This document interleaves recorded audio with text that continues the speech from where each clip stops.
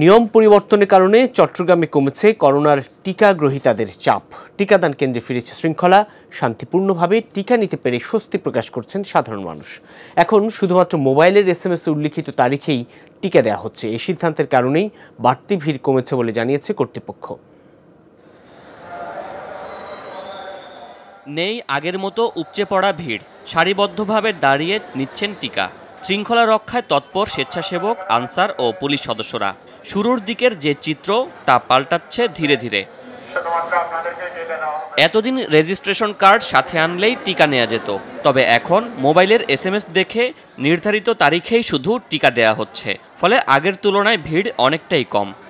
SMS ছাড়া যারা আসতো তখন বিশৃঙ্খল ছিল।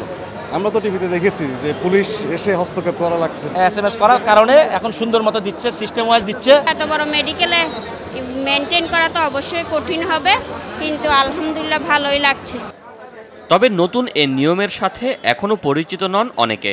ফলে টিকা দিতে এসেও SMS দেখাতে না পেরে ফিরে যেতে হচ্ছে তাদের। আগে মানুষের টিকা দিছে SMS ছাড়া, এখন সেজন্য আমি আসছি, এখন আমি ফেরত যাচ্ছি। আমি মেসেজ ছাড়া চলে আসছি, এখন তো মেসেজ ছাড়া দিতেছে না, আমি আবার ফিরে যেতে হচ্ছে। এখনকার পরিবেশ এবং সেবা ও পদ্ধতি নিয়ে সন্তুষ্ট টিকা গ্রহীতারা। ভয় না পেয়ে সবাইকে টিকা নেওয়ার আহ্বান তাদের। আমি গতকালকে অ্যাপ্লাই করছিলাম, ফোনে গতকালকে রাতে একটা SMS আসছিল, আজকের তারিখ ছিল, আজকে এসে দিয়ে দিয়েছি। টিকা দিতে কোনো সমস্যা হচ্ছে না, আমার ভালো লাগছে। সবাই দেন টিকাটা, যিনি দিচ্ছেন তখন ওনার কারো অন্তত অ্যাটলিস্ট হাতটা স্যানিটাইজ করে নেওয়া উচিত, কিন্তু ওনারা তা করছেন না।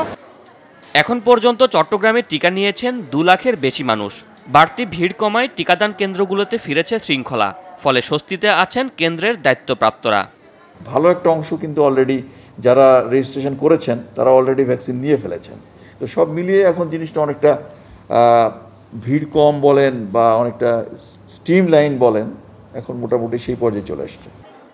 নগরীর পাশাপাশি চট্টগ্রামের 15 উপজেলায়ও চলছে টিকাদান কার্যক্রম। শোয়েব রহমান, যমুনা নিউজ, চট্টগ্রাম। চট্টগ্রামের টিকাদান কর্মসূচির বিস্তারিত জানাতে যুক্ত হচ্ছেন সহকর্মী হোসাইন জিয়াদ। টিকা কেন্দ্রগুলোতে শৃঙ্খলা ফিরেছে, কি বলছে সিভিল সার্জন অফিস এবং যারা টিকা নিচ্ছেন তারা?